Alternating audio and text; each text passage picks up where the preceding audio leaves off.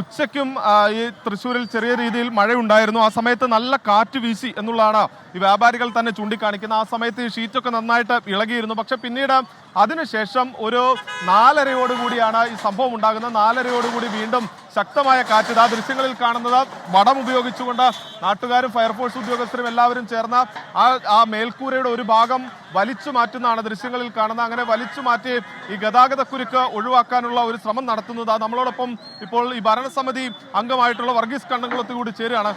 എന്താ സംഭവിച്ചത്? അതായത് നേരത്തെ ഇത് സംബന്ധിച്ച് പരാതി ലഭിച്ചിരുന്നു എന്നൊക്കെ പ്രതിപക്ഷ നേതാവ് പറയുന്നുണ്ട്. അത് പ്രതിപക്ഷ നേതാവോട് തന്നെ ചോദിക്കണം. ഇവിടെ ഇതിന്റെ മുകളിൽ എന്തെങ്കിലും ഇങ്ങോട്ട് നീങ്ങുക, ഇതിന്റെ മുകളിൽ എന്തെങ്കിലും ഉള്ളൊരു വിവരം നമ്മുടെ ആരുടെയും ശ്രദ്ധയിലില്ല. നമ്മുടെ ആരുടെയും ശ്രദ്ധയിലില്ല. ഇപ്പോൾ ഭയങ്കര ഇന്ന് 2:30 ഉണ്ടായ കാറ്റെന്ന് പറഞ്ഞാൽ ഭയങ്കരല്ലേ, നല്ല കാറ്റായിരുന്നു ഉച്ചക്കല്ലേ? ആ കാറ്റ് അതിന് ശേഷം അപ്പോൾ ഇങ്ങോട്ട് പോന്നിട്ടില്ല. അതിനുശേഷം ഇവിടെ ഒന്നും ചെറുതായിട്ട് ഞങ്ങൾ കണ്ടു. പക്ഷെ അപ്പോഴേക്കും ഇങ്ങോട്ട് പോരുകയല്ലേ, വേറെ ഒന്നും ചെയ്യാനില്ലല്ലോ. ആളുകളെ ഒഴിവാക്കലല്ലേ. സൂരജ് എത്ര നാൾ മുൻപ് സ്ഥാപിച്ചതാണ് ഈ മേൽക്കൂര ചോദിക്കാവോ? അനങ്ങിയിട്ടുണ്ട്, ഒരു 2:30യുടെ കാറ്റിന് അനങ്ങിയിട്ടുണ്ട്. ഈ മേൽക്കൂര എത്ര നാൾ മുമ്പ് സ്ഥാപിച്ചതായിരുന്നു? ഒരു 10-15 കൊല്ലം മുന്നേ സ്ഥാപിച്ചിട്ടുണ്ട്. പിന്നീട് ഏതെങ്കിലും തരത്തിലുള്ള അറ്റകുറ്റപ്പണി നടത്തിയിരുന്നോ? അതിൻ്റെ ആവശ്യമില്ല, ഒരു കേടുപ്പ് ഇതിനില്ല.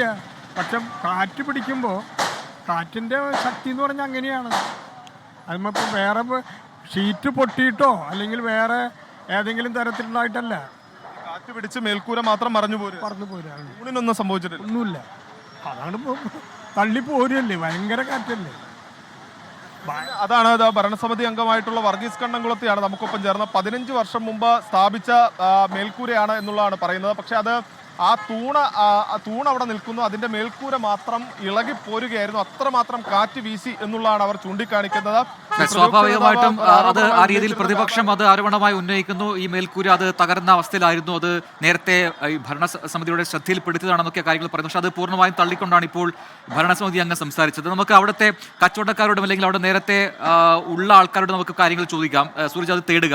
അതോടൊപ്പം തന്നെ ഏറ്റവും പ്രധാനപ്പെട്ട കാര്യം ഇപ്പോൾ ഈ ഭരണസമിതി അംഗം തന്നെ പറഞ്ഞു, 15 വർഷത്തിലേറെ പഴക്കമുള്ളതാണ് ഈ മേൽക്കൂര എന്ന് പറയുന്നു. അപ്പോൾ അതിന്റെ ബലക്ഷയം, അതിന് ബലം എത്രമാത്രം ഉണ്ട് എന്ന് കൃത്യമായി പരിശോധിക്കപ്പെടേണ്ടതാണ്. അപ്പോൾ അതിന് അദ്ദേഹം തന്നെ പറയുന്നത് അത്തരത്തിൽ പ്രശ്നങ്ങളില്ല, അത് ബലമുള്ളത് തന്നെയാണ്. പിന്നീട് എങ്ങനെയാണ് ഇത് താഴെ വീണ് പോയതെന്ന ചോദ്യം അവിടെ അവശേഷിക്കുകയാണ്. ഇത്രയും ഒരു കാറ്റുള്ള സമയത്ത് അങ്ങനെ താഴേക്ക് വീഴാൻ പാടുണ്ടോ എന്നൊരു ചോദ്യമായി അവശേഷിക്കുകയാണ്. അതേസമയം പ്രതിപക്ഷം അത് ഭരണസമിതിക്കെതിരെ ആയുധമാക്കി എന്തായാലും ഒരു അപകടം, ഒരു വലിയ അപകടമാണ് തലനരയിലേക്ക് അവിടെ ഒഴിവായത്. എങ്ങനെ ആ അപകടം ഇങ്ങനെ അത്ഭുതകരമായി സംഭവിച്ചു എന്നുള്ളതാണ് മനസ്സിലാക്കാൻ കഴിയാത്തത്. കാരണം അത്രമാത്രം തിരക്കുള്ള റോഡാണ്, അപ്പുറത്തും ഇപ്പുറത്തും വാഹനങ്ങൾ പോകുന്ന, ഒരു 3 നിര വാഹനങ്ങൾ പോകുന്ന റോഡാണ്, ഒരുപാട് വ്യാപാര സ്ഥാപനങ്ങളുള്ള റോഡാണ്, അതോടൊപ്പം തന്നെ ആൾക്കാർ പോകുന്ന വഴിയാണ്.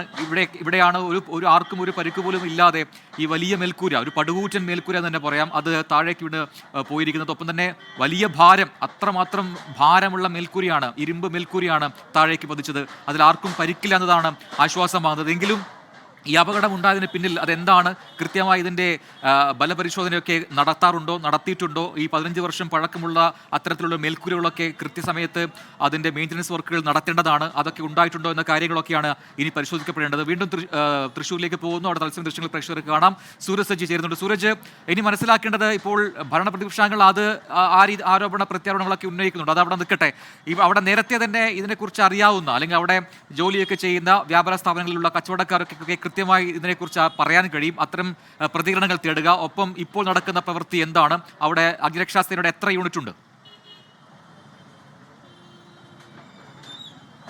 പ്രജിൻ, ഇപ്പോൾ അഗ്നിരക്ഷാസേനയുടെ ഒരു യൂണിറ്റ്, അതായത് ഇതിനോട് ചേർന്ന് തന്നെയാണ് ഈ ഫയർ സ്റ്റേഷനുള്ള, ഒരു 100 മീറ്റർ അകലെയാണ് ഈ ഫയർ സ്റ്റേഷനുള്ള. അവിടെ നിന്ന് ഹൈഡ്രോളിക് കട്ടിംഗ് മെഷീൻ എത്തിച്ചുകൊണ്ടാണ് ഇപ്പോൾ ഇതെല്ലാം കട്ട് ചെയ്ത് നീക്കുന്നത്. അത്രമാത്രം കനമുള്ള പൈപ്പുകളാണ്, അതുകൊണ്ട് തന്നെ അത് പെട്ടെന്ന് അനായാസം മുറിച്ചു നീക്കാൻ കഴിയില്ല. അതുകൊണ്ട് തന്നെ ഹൈഡ്രോളിക് കട്ടർ എത്തിച്ചുകൊണ്ട് അത് കട്ട് ചെയ്ത് നീക്കുന്നതാണ് കാണുന്നത്. ആദ്യം ഈ മേൽക്കൂരയെ 2 ഭാഗങ്ങളായി വേർതിരിച്ചു, അതിനുശേഷം വലിയ വടം ഉപയോഗിച്ച് നാട്ടുകാരും ഫയർഫോഴ്സും ഒക്കെ ചേർന്നാണ് അത് വലിച്ചു നീക്കിയത്. അതിനുശേഷം അതിപ്പോൾ വീണ്ടും 2 ഭാഗങ്ങളാക്കാനുള്ള ഒരു ശ്രമമാണ് നടത്തിക്കൊണ്ടിരിക്കുന്നത്. അങ്ങനെയെങ്കിൽ ഈ ഒരു ഭാഗം മാറ്റി കഴിഞ്ഞാൽ ഏകദേശം ഒരു ഗതാഗതം ഒരു സുഗമമാകുന്ന തലത്തിലേക്ക് എത്തിക്കാൻ കഴിയും. പക്ഷേ ഇപ്പോൾ സ്വരാജ് റൗണ്ട് ആകെ തന്നെ വലിയ ഗതാഗത കുരുക്കിലേക്ക് കാര്യങ്ങൾ പോയിരിക്കുന്നു. പ്രജിൻ, ഇതിൽ ഏറ്റവും പ്രധാനപ്പെട്ട കാര്യം ഈ ഭരണപക്ഷ അംഗം തന്നെ ഉന്നയിച്ച ഒരു കാര്യമുണ്ട്. 15 വർഷത്തോളമായി ഈ മേൽക്കൂര ഇവിടെ സ്ഥാപിച്ചിട്ട് അത് കോർപ്പറേഷന്റെ കെട്ടിടത്തിന് മുകളിലാണ്. പക്ഷേ അതിൽ കൃത്യമായ ഒരു അറ്റകുറ്റപ്പണിയോ പരിശോധനയോ നടന്നിരുന്നില്ല. അത് സ്വാഭാവികമായി ഇവർ പറയുന്നത് എത്ര കാലം വേണമെങ്കിലും നിൽക്കുമല്ലോ എന്ന തോന്നലുണ്ടായിരുന്നു എന്നുള്ളതാണ് പറയുന്നത്. പക്ഷേ പ്രജിൻ, ഏറ്റവും പ്രധാനപ്പെട്ട കാര്യം തൃശ്ശൂർ നഗരത്തിലെ പല കെട്ടിടങ്ങളും ഇത്തരത്തിൽ ഈ കാലപ്പഴക്കത്തിൻ്റെതായ പ്രശ്നങ്ങളുണ്ട് എന്നുള്ളത് ഫയർഫോഴ്സ് അടക്കം റിപ്പോർട്ടുകൾ നൽകിയതാണ്. 44 കെട്ടിടങ്ങൾ പൊളിച്ചു നീക്കാൻ നേരത്തെ തന്നെ കോർപ്പറേഷൻ തീരുമാനമെടുത്താണ്. പ്രജിൻ, കഴിഞ്ഞ ഏതാനും മാസങ്ങൾക്ക് മുമ്പ്, അതായത് ഒരു 4-5 മാസങ്ങൾക്ക് മുമ്പാണ് തൃശ്ശൂർ നഗരത്തിൽ നടന്നുപോയ ആൾ, സ്വരാജ് റൗണ്ടിലൂടെ നടന്നുപോയ ആളുടെ തലയിലേക്ക് വലിയ ഗ്ലാസ് വന്ന് വീഴുന്നത്. അതായത് ഈ ജനലിനിടുന്ന വലിയ ഗ്ലാസ്, അത് ഈ ദ്രവിച്ച് ഇരുന്ന ഗ്ലാസ് മഴയത്ത് കുതിർന്ന് താഴേക്ക് വീഴുകയായിരുന്നു. അത് തടിയുടെ ഫ്രെയിമായിരുന്നു. അതിൽ നിന്ന് അത് വിട്ട് താഴേക്ക് വീഴുന്ന ആളുടെ തലയ്ക്ക് ഗുരുതരമായി തന്നെ പരിക്കേൽക്കുന്നു.